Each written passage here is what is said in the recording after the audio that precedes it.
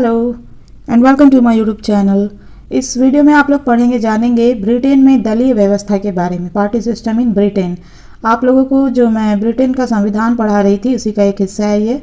जैसा कि मैंने आपसे कहा था कि ब्रिटिश संविधान को समझने के लिए आपको टोटल 8 चैप्टर अच्छे से क्लियर होना चाहिए, तब जाके आप ब्रिटिश संविधान क्लियरली इन डिटेल समझ पाएंगे। तो ये 8वां चैप्टर है ब्रिटिश संविधान का, लास्ट चैप्टर। इससे पहले के जो 7 चैप्टर अपलोड हुए हैं, यदि आप चाहें तो उसका लिंक है, आपको मिल जाएगा कमेंट बॉक्स पे या डिस्क्रिप्शन में, आप चाहें तो जाकर देख सकते हैं। तो चलिए स्टार्ट करते हैं ब्रिटेन में दलीय व्यवस्था। ये जो चैप्टर है पार्टी सिस्टम इन ब्रिटेन। दलीय व्यवस्था ब्रिटेन के राजनीतिक जीवन की प्राण शक्ति है, ये कहना है मैकिन्टोश की। ब्रिटेन में राजनीतिक दलों का महत्व, जैसे कि हमारे यहाँ भारत में है बीजेपी, कांग्रेस, इसी तरह ब्रिटेन में भी दल है, राजनीतिक दल। तो उनका क्या महत्व है, क्या इंपॉर्टेंस है ब्रिटेन में राजनीतिक दलों का महत्व। वर्तमान समय के सर्वाधिक प्रचलित शासन अप्रत्यक्ष लोकतंत्र या प्रतिनिध्यात्मक लोकतंत्र के सरल संचालन हेतु। अप्रत्यक्ष लोकतंत्र या प्रतिनिध्यात्मक लोकतंत्र के सरल व सफल संचालन के लिए राजनीतिक दलों का अस्तित्व जो है अनिवार्य है। साधारणतया एक देश के विधान या कानून के अंतर्गत राजनीतिक दलों का उल्लेख नहीं होता, किंतु व्यवहार में राजनीतिक दलों का अस्तित्व भी उतना ही आवश्यक और उपयोगी होता है जितना कि विधान या कानून। प्रजातंत्रीय शासन के अंतर्गत केवल शासक दल का ही नहीं वरन विरोधी दल का भी महत्व होता है। वैसे तो विश्व के सभी देशों में राजनीतिक दलों का महत्व है, किंतु ब्रिटिश संविधान और शासन व्यवस्था में राजनीतिक दलों का महत्व विशेष रूप से देखा जा सकता है। आधुनिक समय में ब्रिटिश संविधान का विकास जिन दिशाओं में हो रहा है वह राजनीतिक दलों का ही परिणाम है। ब्रिटिश संविधान के सभी लेखकों ने इस बात को एक मत से स्वीकार किया है कि दल प्रणाली ब्रिटिश राजनीतिक जीवन की आधारशिला है। जेनिंग्स ने तो इस संबंध में यहाँ तक कह दिया है कि ब्रिटिश शासन राजनीतिक दलों से ही प्रारंभ होता है और राजनीतिक दल में ही समाप्त हो जाता है। ब्रिटिश दलीय व्यवस्था की विशेषताएं। ब्रिटेन में जो दलीय व्यवस्था उसकी क्या विशेषताएं हैं। ब्रिटिश लोकतंत्र वास्तव में देश की दलीय प्रणाली की क्रियान्विति ही है। ब्रिटिश दलीय प्रणाली की अपनी कुछ विशेषताएं हैं जो इस प्रकार है। सामान्य रूप से द्विदलीय लेकिन अपवाद स्वरूप समय में त्रिदलीय पद्धति। ब्रिटिश दलीय प्रणाली की सबसे प्रमुख विशेषता यह है कि देश में 2 लगभग समान रूप से शक्तिशाली एवं सुसंगठित राजनीतिक दल है और वे देश की राजनीति पर छाए रहते हैं। विधिता यानी कानूनी रूप से 2 से अधिक राजनीतिक दलों का गठन किया जा सकता है और व्यवहार में भी 2 से अधिक राजनीतिक दल है। गत 6 दशक के आम चुनावों में 10 से अधिक राजनीतिक दल अपने उम्मीदवार खड़े करते हैं, लेकिन लंबे समय से शासन की शक्ति 2 में से किसी एक राजनीतिक दल को ही प्राप्त होती है और 2 दलों का ही देश की राजनीति में प्रभावपूर्ण स्थान है। अतः इस दलीय प्रणाली को द्विदलीय प्रणाली कहा जा सकता है। ब्रिटेन में कैसी दलीय प्रणाली है? द्विदलीय प्रणाली, याद रखें। 17वीं सदी के प्रारंभ में राजा और राजसत्ता के समर्थक कैवेलियर्स तथा धार्मिक सहिष्णुता और संसद के समर्थक राउंड हेड्स कहलाते थे, जिन्हें आज की भाषा में राजतंत्रवादी और गणतंत्रवादी कह सकते हैं। संसद की सर्वोच्चता निश्चित रूप से स्थापित होने के बाद इन दलों के नए नाम टोरी और व्हिग पड़ गए। सन 1832 ईस्वी के सुधार अधिनियम के पारित होने के बाद इन दलों के नाम अनुदार दल और उदार दल हो गए। अनुदार दल स्थापित व्यवस्था को बनाए रखने का समर्थक, लेकिन उदार दल जो है वो शासन पद्धति, उद्योग तथा सामाजिक कल्याण के क्षेत्र में सुधारों का समर्थक था। 20वीं सदी में मजदूर दल के उदय से ऐसा प्रतीत हुआ कि अब ब्रिटेन में द्विदलीय पद्धति के स्थान पर त्रिदलीय पद्धति स्थापित हो जाएगी, किंतु मजदूर दल की शक्ति बढ़ने के साथ साथ उदार दल का पतन प्रारंभ हो गया और ब्रिटिश राजनीति में 2 ही दलों का प्रभुत्व बना रहा। सामान्य रूप से यह द्विदलीय पद्धति ही अस्तित्व में रहती है। उदाहरण के लिए 1946 से लेकर 2009 ईस्वी तक द्विदलीय पद्धति और इसके परिणाम स्वरूप एक दलीय सरकार ही अस्तित्व में रही है, लेकिन अपवाद स्वरूप समय में एक्सेप्शनल रूप में 3 प्रमुख दलों की स्थिति बन जाती है। मई 2010 में संपन्न आम चुनावों ने 3 प्रमुख दलों की स्थिति को ही जन्म दिया है। आज की ब्रिटिश राजनीति में 10 से अधिक राजनीतिक दलों ने आम चुनाव में अपने उम्मीदवार खड़े किए, लेकिन 3 राजनीतिक दलों ने लोक सदन में प्रभावपूर्ण स्थिति प्राप्त की। ये 3 दल हैं अनुदार दल, मजदूर दल और सोशल डेमोक्रेट दल।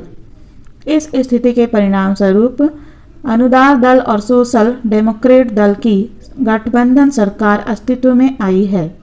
आज त्रिदलीय पद्धति है, लेकिन ब्रिटिश जनमानस द्विदलीय पद्धति और एक दलीय सरकार के पक्ष में ही देखा गया है तथा इसी आधार पर राजनीतिक अनुमान यह है कि अगले आम चुनाव के परिणाम स्वरूप द्विदलीय पद्धति ही पुनः अस्तित्व में आ जाएगी।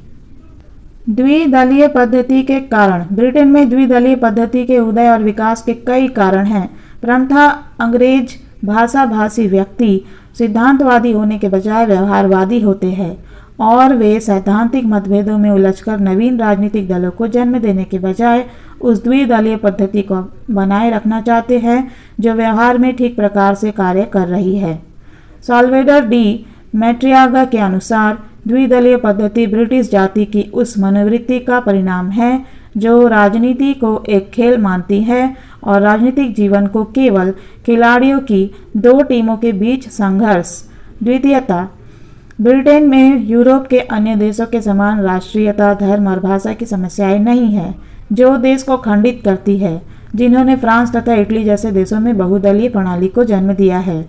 तृतीयता, द्विदलीय पद्धति को जन्म देने वाला एक प्रमुख कारण ब्रिटिश चुनाव पद्धति है। यूरोप के अन्य देशों की भांति ब्रिटेन में अनुपातिक प्रतिनिधित्व की प्रणाली नहीं वरन साधारण बहुमत की प्रणाली है और एक सदस्य निर्वाचन क्षेत्र है और इसी कारण छोटे छोटे राजनीतिक दलों का विकास नहीं हो सका है। चतुर्थता यानी 4th कारण है ब्रिटिश लोक सदन के सभा भवन और कार्य पद्धति ने द्विदलीय पद्धति को स्थायी बनाने में योगदान दिया है। ब्रिटिश लोक सदन का आकार अनुप्रस्थाकार हॉरिजॉन्टल है और आमने सामने बैठने की इस पद्धति में कोई सदस्य सहज ही अपने दल की निष्ठा का त्याग नहीं कर सकता। इसके अतिरिक्त लोक सदन की कार्यविधि ही ऐसी है कि उसमें तीसरे दल के लिए कोई स्थान नहीं है। बहुमत वाला दल कार्यक्रम प्रस्तावित करता है, अल्पमत वाला दल इसका विरोध करता है और संसदीय जीवन 2 राजनीतिक दलों का सीधा संघर्ष हो गया है। द्विदलीय पद्धति ने ब्रिटिश संवैधानिक व्यवस्था को बहुत अधिक प्रभावित किया है। द्विदलीय पद्धति के कारण आम चुनाव में एक राजनीतिक दल को स्पष्ट बहुमत प्राप्त होना अवश्यंभावी है और यह स्पष्ट बहुमत सबल तथा स्थायी मंत्रिमंडल को जन्म देता है। इस द्विदलीय पद्धति के कारण ही ब्रिटिश संसद की शक्ति का ह्रास और मंत्रिमंडल की शक्ति में वृद्धि हुई है। वस्तुतः प्रतिनिधि शासन के संचालन के लिए द्विदलीय प्रणाली ही सर्वाधिक उपयुक्त है। द्विदलीय प्रणाली के लोभों का वर्णन करते हुए लास्की लिखते हैं, यह एकमात्र प्रणाली है जिसके द्वारा जनता निर्वाचन के समय अपने शासन का प्रत्यक्ष चुनाव कर सकती है। यह उस शासन को अपनी नीति के अनुसार कानून बनाने की क्षमता प्रदान कर सकती है। यह उसकी असफलता के परिणामों को समझ में आने वाले रूप में सामने लाती है। यह दूसरे दल के शासन की अविलंब स्थापना भी कर सकती है। डॉक्टर फाइनर और ब्राइस आदि लेखकों के द्वारा भी ऐसे ही विचार व्यक्त किए गए हैं। इस कथन में कोई अतिशयोक्ति नहीं है कि एक विशाल देश में संसदीय जनतंत्र द्विदलीय पद्धति के आधार पर ही सफलता प्राप्त कर सकता है और ब्रिटेन में संसदीय प्रजातंत्र की सफलता का श्रेय द्विदलीय प्रणाली को ही है। सुदृढ़ संगठन और केंद्रीकरण। ब्रिटेन में राजनीतिक दल बहुत अधिक संगठित और केंद्रीकृत है। संसदीय शासन पद्धति के अंतर्गत व्यवस्थापिका और कार्यपालिका में निकट संपर्क आवश्यक होता है और इसे सुदृढ़ केंद्रीकृत राजनीतिक दलों के आधार पर ही प्राप्त किया जा सकता है। ब्रिटिश राजनीतिक दलों की वास्तविक शक्ति दल के शीर्ष संगठन में निवास करती है और वहीं से दलीय क्रियाकलापों का नियंत्रण और संचालन होता है। ब्रिटेन में नीचे से ऊपर तक समस्त राजनीतिक दल एक सूत्र में बंधा रहता है। कठोर अनुशासन।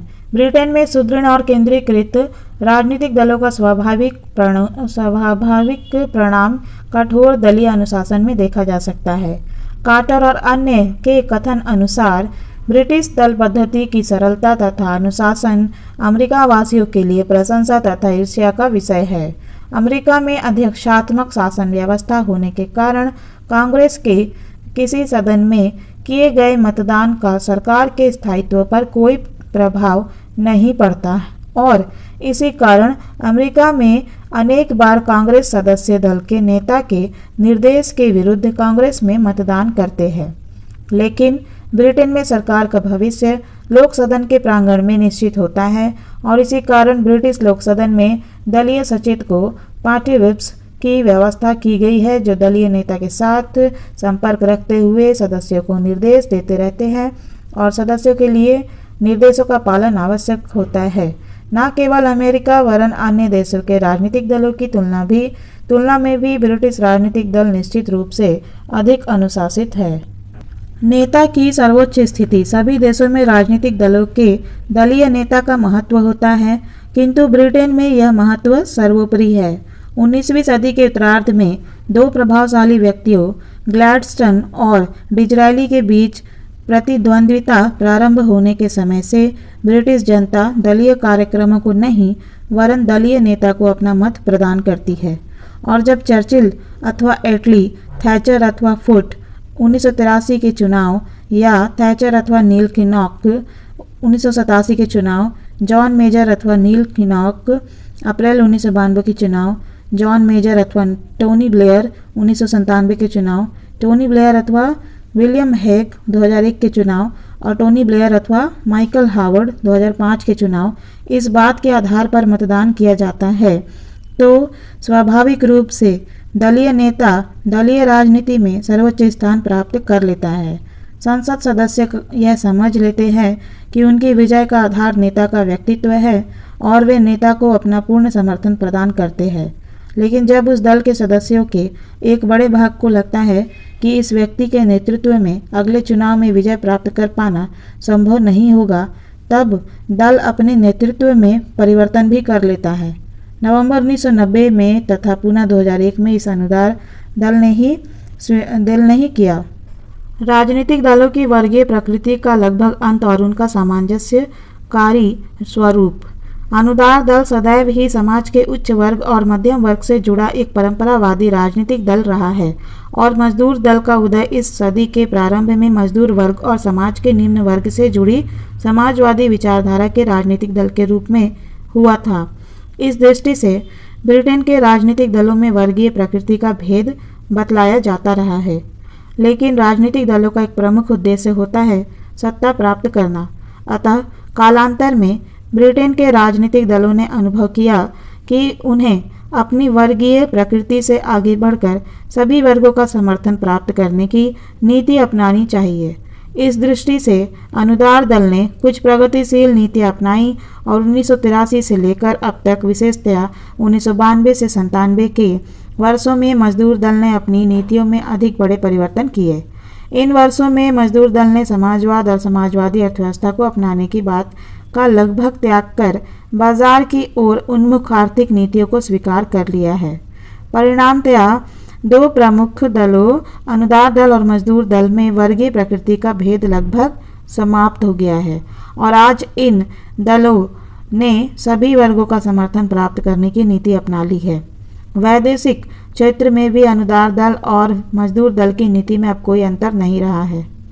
निरंतर सक्रियता। अमेरिका और अध्यक्षात्मक शासन व्यवस्था वाले अन्य देशों में राजनीतिक दल चुनाव के बाद 2-3 वर्ष के लिए राजनीति के प्रति उदासीन हो जाते हैं, क्योंकि यह स्पष्ट हो जाता है कि एक निश्चित समय के पूर्व सरकार में परिवर्तन नहीं किया जा सकता। लेकिन ब्रिटेन में संसदात्मक व्यवस्था होने के कारण विरोधी राजनीतिक दल सरकार के पतन हेतु और शासक दल सत्ता बनाए रखने हेतु सदैव सक्रिय रहते एक्टिव रहते हैं। राजनीतिक दलों के लिए सक्रिय रहना भी जरूरी हो जाता है कि कभी भी 3 सप्ताह के नोटिस पर चुनाव की घंटी बज सकती है, जैसे 1950 के बाद 1951 के चुनाव हुए, 1964 के बाद 1966 में और फरवरी 1974 के बाद अक्टूबर 1974 में। इसके अतिरिक्त उपचुनावों का भी महत्व होता है और कई बार तो उन पर सरकार का अस्तित्व निर्भर करता है। अतः राजनीतिक दल सभाएं बुलाने, साहित्य तैयार करने, स्थानीय शाखाओं को संगठित कर स्थानीय स्वशासन संस्थाओं के चुनाव में भाग लेने, उपचुनावों में भाग लेने और सामान्य जनता के साथ संपर्क स्थापित करने के कार्यों में निरंतर सक्रिय रहते हैं। संयम और समझौते की प्रवृत्ति। ब्रिटिश राजनीतिक दलों का एक अन्य महत्वपूर्ण लक्षण संयम और समझौते की प्रवृत्ति है, जिसने ब्रिटिश प्रजातंत्र को सफलता प्रदान की है। राजनीतिक दलों के गठन का आधार भाषा, जाति या धर्मगत में भेद नहीं है। राजनीतिक दलों के गठन का आधार भाषा, जाति या धर्मगत भेद नहीं है और दोनों ही राजनीतिक दलों का संवैधानिक साधनों में पूर्ण विश्वास है। इसके अतिरिक्त शासन दल इस बात को स्वीकार करता है कि विरोधी दल को शासन की आलोचना करने का अधिकार है और विरोधी दल मानता है कि बहुमत दल को जनता ने शासन करने का उत्तरदायित्व सौंपा है। दोनों ही राजनीतिक दल इस बात के प्रति भी सचेत रहते हैं कि उनकी स्थिति में परिवर्तन हो सकता है। आज यदि वह शासक दल है तो कल उसे विरोधी दल की स्थिति प्राप्त हो सकती है और आज के विरोधी दल को कल शासक दल की स्थिति। इसलिए ना तो शासक दल मनमानी करता है और ना ही विरोधी दल का विरोध। दोनों एक दूसरे के प्रति सम्मान, सहिष्णुता और समझौते की प्रवृत्ति अपनाते हैं। लूट प्रथा का अभाव। अमेरिका में राष्ट्रपति चुनाव के बाद स्थायी पदाधिकारियों का एक बड़ी संख्या में परिवर्तन होता है। पहले से कार्य कर रहे पदाधिकारियों के स्थान पर उन व्यक्तियों को इन पदों पर नियुक्त किया जाता है जिन्होंने चुनाव के समय राष्ट्रपति को विजयी बनाने में योग दिया था। इसे ही लूट की पद्धति कहते हैं। लेकिन ब्रिटिश राजनीति में राजनीतिक दलों के द्वारा इस प्रकार का आचरण नहीं किया जाता। प्रशासनिक अधिकारियों की नियुक्ति की निश्चित पद्धति है और चाहे जिस राजनीतिक दल की सरकार का निर्माण हो, प्रशासनिक अधिकारी स्थायी रूप से अपने पदों पर बने रहते हैं। ब्रिटेन की यह पद्धति अमेरिका की पद्धति की तुलना में निश्चित रूप से श्रेष्ठ है। मई 2010 के आम चुनाव और लोक सदन में दलीय स्थिति।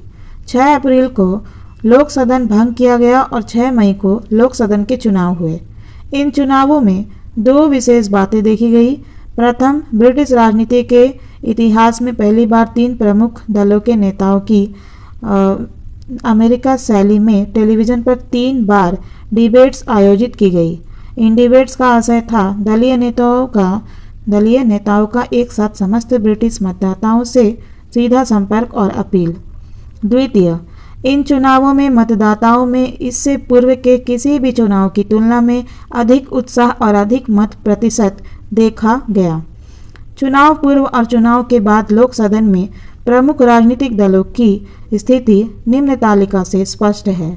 मजदूर दल मार्च 2010 के चुनाव के पूर्व की स्थिति 346 सीट, चुनाव के बाद दलीय स्थिति 258 सीट पर और अनुदार दल 193 सीट 2010 मार्च के चुनाव में चुनाव के पूर्व की स्थिति और चुनाव के बाद की दलीय स्थिति 306, लिबरल डेमोक्रेट दल 63 और चुनाव के बाद दलीय स्थिति 57, अन्य दल जो है 44 सीट और चुनाव के बाद की दलीय स्थिति 27। तो 1 और 2 लोक सदन की सदस्य संख्या 650 है और मार्च 2010 में लोक सदन के 4 स्थान रिक्त थे और मई 10 में लोक सदन के 648 स्थानों पर ही चुनाव संपन्न हुए। कोई एक राजनीतिक दल लोक सदन में स्पष्ट बहुमत प्राप्त नहीं कर सका। अतः 5 दिन की तनाव भरी वार्ताओं के बाद एक राजनीतिक समझौते के रूप में 12 मई को अनुदार दल और सोशल डेमोक्रेट दल की गठबंधन सरकार बनी। प्रमुख राजनीतिक दल, सिद्धांत और संगठन। ब्रिटेन में प्रमुख राजनीतिक दल, उनके सिद्धांत और संगठन। पिछले लगभग 75 वर्षों में ब्रिटेन की राजनीति में दो प्रमुख राजनीतिक दल हैं, अनुदार दल और मजदूर दल। इसके अतिरिक्त एक अन्य दल लिबरल डेमोक्रेटिक पार्टी को भी लगभग 20% जनता का समर्थन प्राप्त है। इन दलों के अतिरिक्त साम्यवादी दल, फासिस्ट दल और स्कॉटिश नेशनल आदि कुछ अन्य राजनीतिक दल भी है, लेकिन इन दलों के प्रभाव क्षेत्र बहुत सीमित है। ब्रिटेन में अनुदार दल की क्या भूमिका है? कंजर्वेटिव पार्टी की अनुदार दल के सिद्धांत क्या है? अनुदार दल के सिद्धांत। अनुदार दल, जैसा कि इसके नाम से ही स्पष्ट है, ब्रिटेन के परंपरागत आचार विचार और संस्थाओं को बनाए रखने के पक्ष में है। उसका सिद्धांत है कि इसमें परिवर्तन तभी किया जाना चाहिए जबकि परिवर्तन करना आवश्यक हो जाए, और तब भी यह परिवर्तन धीरे धीरे ही किया जाना चाहिए। अनुदार दल निजी संपत्ति, संस्थापित चर्च, राजमुकुट, साम्राज्य और देश पर पूंजीगत व कुलीन वर्ग के प्रभुत्व का समर्थक है। डॉक्टर फाइनर का कथन है कि अनुदारवाद का सार उसके द्वारा समर्थित सामाजिक संस्थाओं व उसकी प्रगति संबंधी धारणाओं से स्पष्ट हो जाता है। अनुदार दल जिन सामाजिक संस्थाओं का समर्थन करता है उनमें राजमुकुट, राष्ट्रीय एकता, चर्च, एक शक्तिशाली शासक श्रेणी और व्यक्तिगत संपत्ति की राज्य के नियंत्रण से स्वतंत्रता है। वैदेशिक क्षेत्र में अनुदार दल ब्रिटिश अहम का समर्थक रहा है और भूतकाल में उसने ब्रिटिश साम्राज्य को बनाए रखने की अथक चेष्टा की है। उसने आयरलैंड की स्वतंत्रता का कड़ा विरोध किया और भारत की स्वतंत्रता का भी वह विरोधी ही रहा। भूतकाल में उसने इस विश्वास को अपनाया कि अंग्रेज जाति का कर्तव्य संसार भर की पिछड़ी जातियों को सभ्य बनाना है, चाहे यह कार्य उनकी इच्छा के विरुद्ध ही क्यों ना हो और चाहे उसके लिए पाशविक शक्ति का मार्ग ही क्यों ना अपनाना पड़े। अनुदार दल प्रबल नौकरशाही के पक्ष में है। अनुदार दल की परंपरागत विचारधारा पूंजीवादी व्यवस्था का समर्थन करने की ही रही है, लेकिन द्वितीय महायुद्ध के बाद जब अनुदार दल के सम्मुख मजदूर दल की गंभीर चुनौती उपस्थित हुई तो अनुदार दल की नीति में प्रगतिशीलता के चिन्ह दिखाई देने लगे। सन 1947 में अनुदार दल के सम्मेलन द्वारा स्वीकृत औद्योगिक प्रपत्र इंडस्ट्रियल चार्टर में केंद्रीय नियोजन को देश की प्रगति के लिए आवश्यक बताया गया। इसी प्रकार 1949 में प्रकाशित the right road for Britain नामक नीति पत्र में राज्य की ओर से आवश्यक समाज सेवाओं व सभी के लिए रोजगार की व्यवस्था किए जाने पर जोर दिया गया। दल के 1951 ईस्वी के कार्यक्रम में गृह निर्माण योजना अपनाने पर जोर दिया गया और इसके बाद भी दल निरंतर सामाजिक सुरक्षा और लोक कल्याण की नीति अपनाता रहा।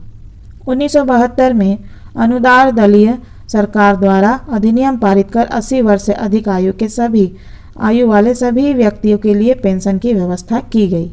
1975 में दल की नीति में परिवर्तन। अक्टूबर 1974 के चुनावों में अनुदार दल की पराजय के बाद दल के नेतृत्व में परिवर्तन हुआ और दल के द्वारा एडवर्ड हीथ के स्थान पर मार्गरेट थैचर को अपना नेता चुना गया। महायुद्ध के बाद से ही और विशेष रूप से पिछले 10 वर्षों में ही हीथ के नेतृत्व में अनुदार दल के द्वारा दक्षिण पंथ और वाम पंथ के बीच समन्वय स्थापित करने की नीति अपनाई गई थी, लेकिन अक्टूबर 1975 में आयोजित ब्लैकपूल सम्मेलन से स्पष्ट हो गया कि श्रीमती थैचर के नेतृत्व में दल ने समन्वयवादी नीति को छोड़कर स्पष्ट रूप से समाजवाद का विरोध और दक्षिण पंथ का समर्थन करने की नीति अपना ली है। अपने भाषण में उन्होंने कहा कि ब्रिटेन के लिए समाजवाद बुरा है और हमें वर्तमान की तुलना में अधिक समाजवाद की नहीं वरन कम समाजवाद की आवश्यकता है। मैं समाजवाद का विरोध करती हूँ। पूंजीवाद राज्य समाजवादी राज्यों की तुलना में अधिक संपन्नता और अपने नागरिकों को अधिक प्रसन्नता प्रदान करते हैं। मई 1979 तथा उसके बाद जून 1983 के आम चुनावों में अनुदार दल ने इन्हीं बातों को दोहराया और विजय प्राप्त की, लेकिन 1990 के प्रारंभ से ही थैचर सरकार के प्रति विरोध भावना और अनुदार दल में तीव्र मतभेदों का उदय हुआ। आर्थिक मंदी, बेरोजगारी, थैचर सरकार का यूरोप के प्रति नकारात्मक दृष्टिकोण और पॉल टैक्स इस स्थिति के कारण थे। ऐसी स्थिति में अनुदार दल में श्रीमती थैचर के नेतृत्व को चुनौती दी गई और श्रीमती थैचर के स्थान पर जॉन मेजर दल के नेता निर्वाचित हुए। जॉन मेजर के नेतृत्व में अनुदार दल ने अप्रैल 1992 के आम चुनाव में बहुमत प्राप्त कर सरकार का गठन किया, लेकिन 1992 से 96 के वर्षों में बेरोजगारी और आर्थिक मंदी का संकट कम होने के बजाय बढ़ गया।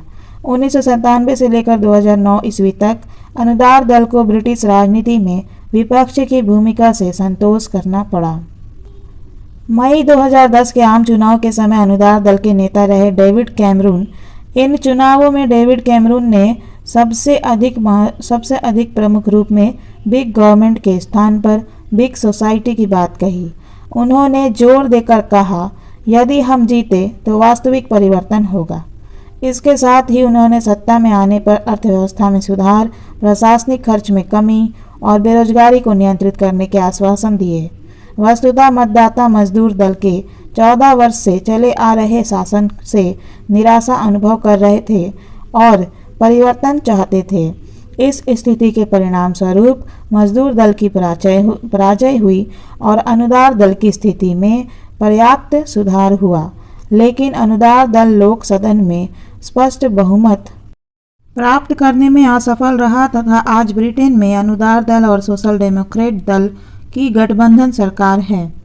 इस सरकार ने पद ग्रहण के कुछ दिनों बाद ही सरकारी व्यय को अनुशासित करने और बेरोजगारी को नियंत्रित करने सहित अर्थव्यवस्था में सुधार लाने के सारभूत प्रयत्न प्रारंभ कर दिए हैं। दल का संगठन। सन 1832 का सुधार अधिनियम पारित होने के बाद जब मतदाताओं की संख्या बढ़ गई तो दल के द्वारा केंद्रीय संगठन की आवश्यकता अनुभव की गई। सन 1867 में कंजर्वेटिवों का तथा यूनियनिस्टों का राष्ट्रीय संघ स्थापित हुआ। डिजराली ने 1870 में दल का केंद्रीय कार्यालय खोला और संगठन में आवश्यक परिवर्तन हुए। निर्वाचन क्षेत्रों में इसकी शाखाएं स्थापित की गई और संगठन को व्यापक रूप प्रदान किया गया। वर्तमान समय में दलीय संगठनों को निम्नांकित चार्ट की सहायता से समझा जा सकता है। संसदीय दल में नेता जो है नेशनल यूनियन का सभापति और दलीय संगठन का सभापति। नेशनल यूनियन का सभापति जो है नेशनल यूनियन वो केंद्रीय परिषद और 12 प्रांतीय परिषदों में विभाजित है। वहीं केंद्रीय कार्यालय जो है उसका भी यही प्रांतीय परिषदों में और केंद्रीय परिषद में विभाजित है। केंद्रीय परिषद जो है कार्यकारिणी समिति, इसके बाद परामर्शदात्री समितियों में शामिल है। वहीं प्रांतीय परिषद जो है 12 प्रांतीय परिषद वो परामर्शदात्री और निर्वाचन के क्षेत्रों के संघ में है। अनुदार दल का एक अखिल देशीय संगठन है जिसका अधिवेशन वर्ष में एक बार होता है। इस अधिवेशन में वार्षिक क्रियाकलाप का सिंहावलोकन किया जाता व आगामी वर्ष के लिए कार्यक्रम तैयार किया जाता है। अनुदार दल का सम्मेलन मजदूर दलीय सम्मेलन से कम शक्तिशाली होता है क्योंकि इसके द्वारा पारित प्रस्ताव मात्र परामर्शात्मक होते हैं और दलीय नेता द्वारा इन्हें अस्वीकार किया जा सकता है। राष्ट्रीय संघ की अपनी एक केंद्रीय परिषद सेंट्रल काउंसिल और एक कार्यकारिणी समिति होती है। केंद्रीय परिषद दल की प्रशासनिक संस्था है, लेकिन अपने बड़े आकार के कारण यह प्रभावदायक रूप में कार्य नहीं कर पाती। इसकी वर्ष में 2 बैठकें होती है। कार्यकारिणी परिषद की माह में एक बार बैठक होती है, लेकिन इसके कार्य मात्र परामर्शात्मक ही है। दल पर नियंत्रण और निर्देशन की अंतिम शक्ति दलीय नेता को प्राप्त होती है और केंद्रीय परिषद तथा कार्यकारिणी समिति ऐसे साधन मात्र है जिनके माध्यम से दल के सभी वर्गों से संपर्क स्थापित रखा जा सकता है। दल का प्रशासनिक संगठन और अनुशासन बनाए रखने का कार्य लंदन स्थित कार्यालय द्वारा किया जाता है, जिसका प्रधान दल का अध्यक्ष होता है। केंद्रीय कार्यालय दलीय उम्मीदवारों का मनोनयन करता है और दल के वित्तीय मामलों का प्रबंध करता है। यह दल की नीति का प्रचार करता है और दलीय उम्मीदवारों के लिए समर्थन जुटाता है। केंद्रीय कार्यालय पर दल के नेता का ही नियंत्रण होता है, जिसे दलीय संगठन में केंद्रीय स्थिति प्राप्त होती है। दलीय कार्यक्रम के निर्धारण में नेता का महत्व सर्वोपरि है और वर्तमान समय में तो नीति की घोषणा भी नेता के नाम से ही की जाती है। जैसे निर्वाचकों के नाम माइकल हावर्ड की घोषणा मई 2005 ईस्वी या निर्वाचकों के नाम डेविड कैमरून की घोषणा मई 2010 ईस्वी। लोक सदन का प्रत्येक निर्वाचन क्षेत्र दल का प्राथमिक संगठन होता है। मजदूर दल यानी लेबर पार्टी। मजदूर दल की विधिवत स्थापना 1899 में ट्रेड यूनियन कांग्रेस के एक प्रस्ताव के आधार पर फरवरी 1900 में हुआ। उस समय इसका नाम श्रमिक प्रतिनिधित्व समिति लेबर रिप्रेजेंटेटिव कमेटी रखा गया और 1906 में इसे बदलकर मजदूर दल कर दिया गया। मजदूर दल के सिद्धांत। मजदूर दल की स्थापना मजदूरों तथा अन्य निम्न वर्ग के लोगों के हित साधन की दृष्टि से समाजवादी विचारधारा वाले राजनीतिक दल के रूप में की गई थी, लेकिन मजदूर दल ने अपने समाजवाद की प्रेरणा मार्क्सवादी दर्शन से प्राप्त नहीं की है और यह दल मार्क्सवादी समाजवाद की अपेक्षा लोकतंत्रीय समाजवाद में विश्वास करता है। मार्क्सवादी समाजवाद से उसका भेद मूलतः दो बातों में देखा जा सकता है। प्रथमतः मजदूर दल मार्क्सवाद के समान क्रांति की नीति में नहीं वरन सुधार की नीति में विश्वास करता है। वह सामाजिक और आर्थिक व्यवस्था में परिवर्तन हेतु शक्ति और बल का प्रयोग के मार्ग को नहीं वरन संवैधानिक और लोकतंत्रात्मक मार्ग को अपनाने के पक्ष में है। डॉक्टर फाइनर के शब्दों में मजदूर दल दास कैपिटल की अपेक्षा बाइबिल से अधिक प्रभावित है। इसी प्रकार 1950 में आयोजित अंतर्राष्ट्रीय समाजवादी सम्मेलन में अपनी स्थिति प्रकट करते हुए श्रमिक दलीय सचिव मॉर्गन फिलिप्स ने कहा था कि ब्रिटिश समाजवाद साम्यवाद की पद्धति पर नहीं वरन मेथोडिज्म ईसाई धर्म के एक पंथ की पद्धति पर आधारित है। मजदूर दल के समाजवाद का साम्यवाद से दूसरा अंतर यह है कि मजदूर दल के अनुसार आर्थिक नियोजन का संचालन लोकतंत्रात्मक विधि से निर्वाचित सरकार द्वारा किया जाना चाहिए, लेकिन आर्थिक नियोजन के नाम पर शासन द्वारा नागरिक स्वतंत्रताओं का हनन नहीं किया जाना चाहिए। मजदूर दल साम्यवाद के समान पर नागरिक स्वतंत्रताओं के मूल्य पर आर्थिक न्याय की प्राप्ति नहीं वरन नागरिक स्वतंत्रताओं के साथ आर्थिक न्याय की प्राप्ति करना चाहता है। इस प्रकार मजदूर दल लोकतांत्रिक साधनों से समाजवादी समाज की स्थापना करना चाहता है। इसके अतिरिक्त समाजवाद के प्रति मजदूर दल का झुकाव सिद्धांतवादी नहीं वरन यथार्थवादी है और उसने राष्ट्रीयकरण को उतनी ही सीमा तक अपनाया है जितनी सीमा तक इसे अपनाना आवश्यक था। 1945 से 51 के काल में मजदूर दलीय सरकार ने बैंक ऑफ इंग्लैंड, कोयला उद्योग, यातायात उद्योग और लोहा तथा इस्पात उद्योग का राष्ट्रीयकरण किया, लेकिन 1951 के बाद मजदूर दल ने समझ लिया कि ना तो राष्ट्रीयकरण आर्थिक क्षेत्र की सभी बुराइयों का हल है और ना ही राष्ट्रीयकरण के नाम पर ब्रिटिश मतदाताओं को अपनी ओर आकर्षित किया जा सकता है।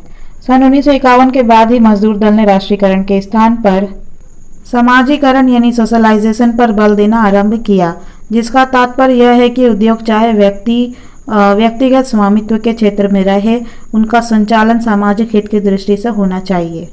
मजदूर दल की नीति में क्रमशः परिवर्तन, वामपंथ से मध्यम मार्ग की दिशा। मजदूर दल की नीति में क्रमशः परिवर्तन, वामपंथ से मध्यम मार्ग की दिशा। 1974 से 80 के काल में मजदूर दल की नीति में असामंजस्य की स्थिति दिखाई दी।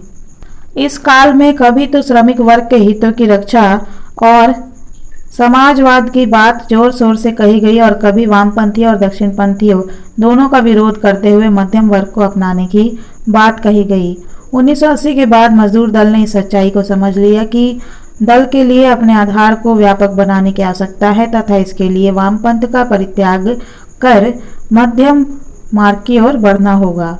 उसी समय से मजदूर दल ने मध्यम मार्ग की दिशा में यात्रा प्रारंभ कर दी और मई 1997 से मई 2005 ईस्वी तक की लगातार 3 विजय यात्राओं में मध्यम मार्ग को संपूर्ण अर्थों में ग्रहण कर लिया गया।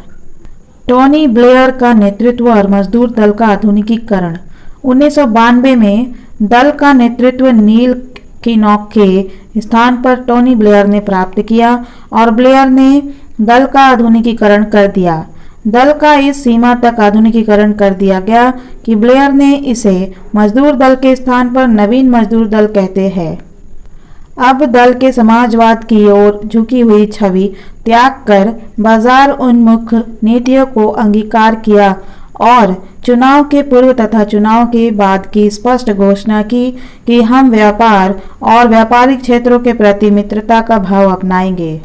ब्लेयरवाद स्वतंत्र बाजार के प्रति प्रतिबद्ध है तथा उसमें उन उद्योगों और सेवाओं को पुनः राष्ट्रीयकरण के लिए कोई स्थान नहीं है जिनका थैचर काल में अराष्ट्रीयकरण कर दिया गया था।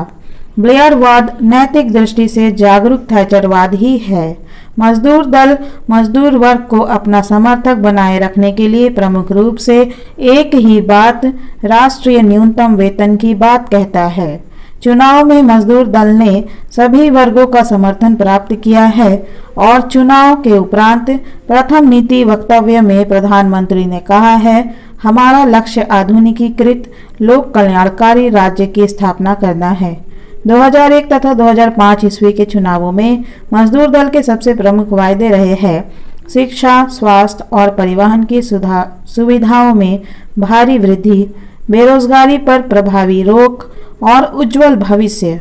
मजदूर दल को आश्रित व्यक्तियों, एशियाई मूल के व्यक्ति और अन्य मजदूर वर्ग, निम्न मध्यम वर्ग, युवाओं और महिलाओं में अधिक समर्थन प्राप्त है। वैदेशिक क्षेत्र में मजदूर दल शांतिवादी नीति में विश्वास करते हुए संयुक्त राष्ट्र में आस्था की घोषणा करता है, लेकिन अपने दूसरे कार्यकाल 2001 से 2005 में मजदूर दल की सरकार ने इराक युद्ध के प्रसंग में अमेरिकी नीति का 100% अनुसरण करते हुए मजदूर दल की विदेश नीति को अधिक विवादास्पद बना दिया। ब्लेयर सरकार का यह कार्य मजदूर दल की परंपरागत नीति से अलग हटकर था तथा ब्रिटिश मतदाताओं के एक भाग ने इसे पसंद नहीं किया।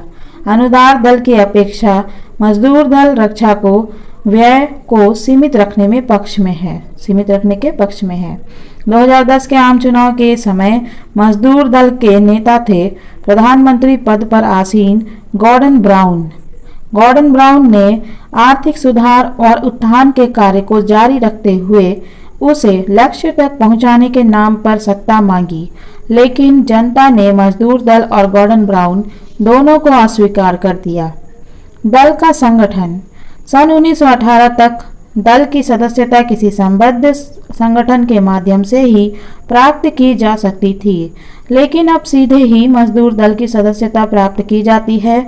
अब भी मजदूर संगठन मजदूर दल की शक्ति का आधार बने हुए है और मजदूर दल से संबद्ध संगठनों में प्रमुख ये है। पहला है 600 से अधिक लोक सदन की निर्वाचन क्षेत्रीय दल की इकाइयां, जिनके लगभग 10 लाख व्यक्ति सदस्य है। ये दल वार्षिक सम्मेलन में अपने प्रतिनिधि भेजते हैं और इन निर्वाचन क्षेत्रों के 11 क्षेत्रीय समूह बनाए गए हैं।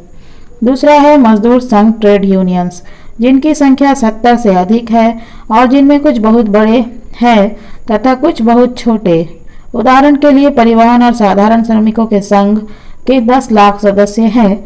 ये बड़े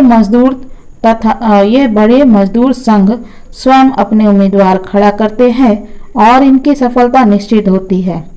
तीसरा है सहकारी समितियां, जो निर्वाचन क्षेत्रों के संगठन से सहयोग करती है। चौथा है समाजवादी सोसाइटियां, इनका गठन बुद्धिजीवी वर्ग का समर्थन प्राप्त करने के लिए किया गया है और इनमें कुछ प्रमुख है फेबियन सोसाइटियां, समाजवादी चिकित्सकों व शिक्षकों के संघ आदि।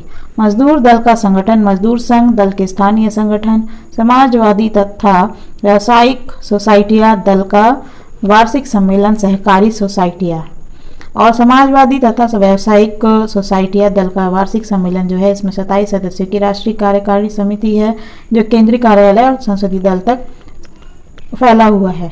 ठीक है। और समाजवादी तथा व्यावसायिक सोसाइटियां दल का वार्षिक सम्मेलन जो राष्ट्रीय मजदूर समिति भी इसमें शामिल है।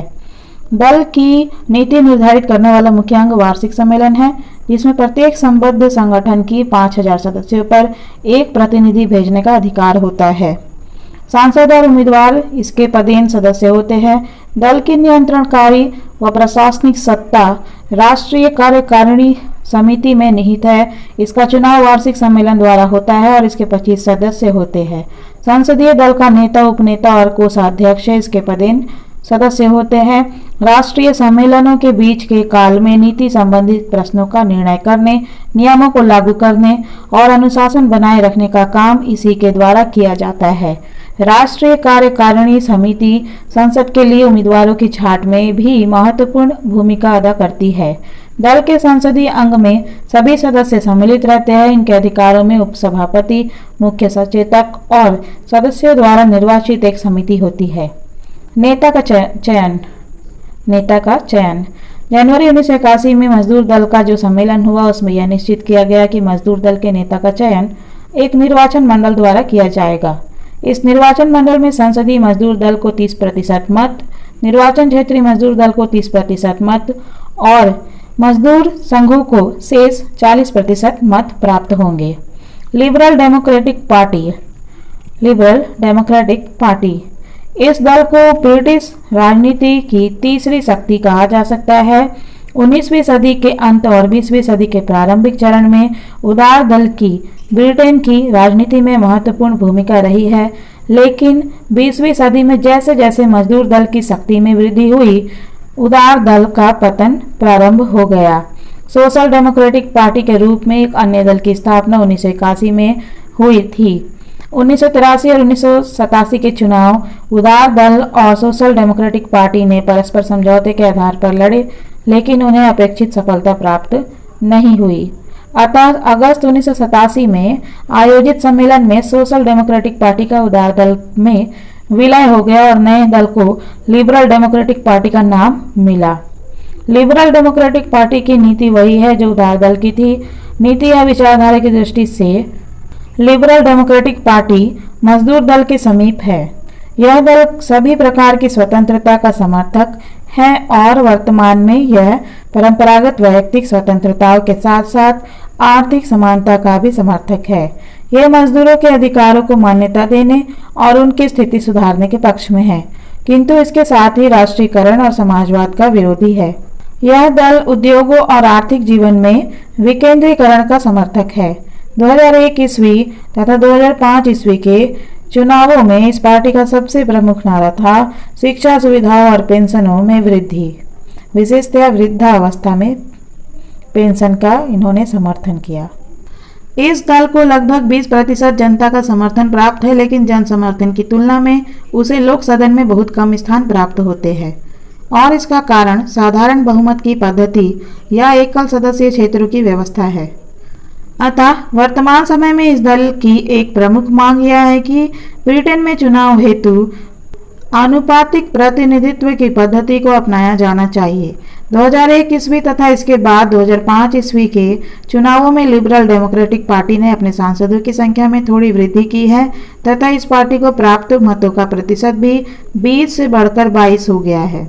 2010 के आम चुनावों में लिबरल डेमोक्रेट दल का नेतृत्व निक क्लेग ने किया। निक क्लेग ने अपने दल की पुरानी बातों को दोहराते हुए इस बात पर बल दिया कि दल को स्पष्ट बहुमत नहीं मिला।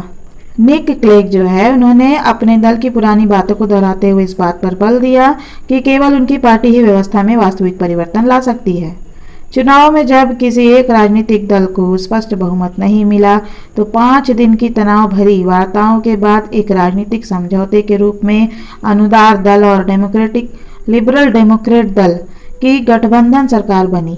इस राजनीतिक समझौते के कारण प्रधानमंत्री ने वचन दिया कि ब्रिटेन की चुनाव पद्धति में सुधार कर कुछ सीमा तक आनुपातिक प्रतिनिधित्व की पद्धति अपनाने का प्रश्न लोक निर्णय के लिए प्रस्तुत किया जाएगा।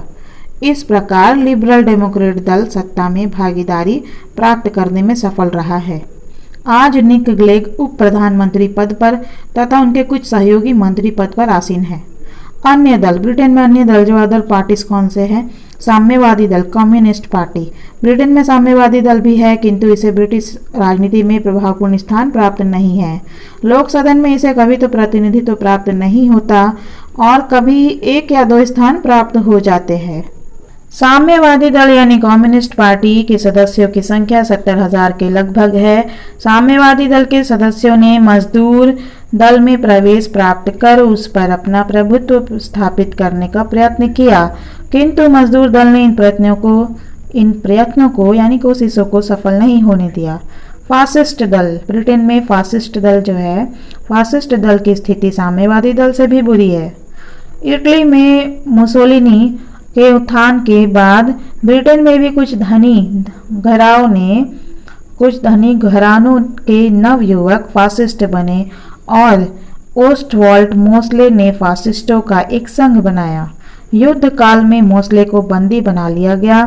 जेल से छूटने पर मोस्ले ने फिर संगठन बनाया और पत्र भी निकाला।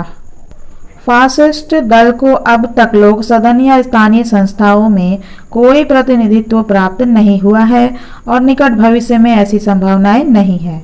ब्रिटिश राजनीति के अन्य कुछ दल है national front, socialist workers party, Commonwealth दल, स्वतंत्र मजदूर दल आदि। नेशनल फ्रंट ब्रिटेन का सबसे बड़ा मुस्लिम विरोधी दल है। कभी कभी इस दल में सभी आश्रितों के प्रति विरोधी स्वर भी उभर जाते हैं। इन दलों ने अपने सीमित प्रभाव क्षेत्र का परिचय दिया है। ये दल है स्कॉटिश नेशनल, प्लाइड साइमंस, सरकारी unionist, democratic unionist, popular unionist, social democratic और लेबर तथा सिन फेन। प्लाइड साइमंस वेल्स की राष्ट्रवादी पार्टी है। यूनियनिस्ट पार्टियां उत्तरी आयरलैंड की है। डेमोक्रेटिक और लेबर उत्तर आयरलैंड के कैथोलिक समर्थकों की पार्टी है, जबकि सिन फेन आयरिश गणराज्य सेना की राजनीतिक शाखा है। ये हो गया आप लोगों का ब्रिटेन का संविधान कंप्लीट।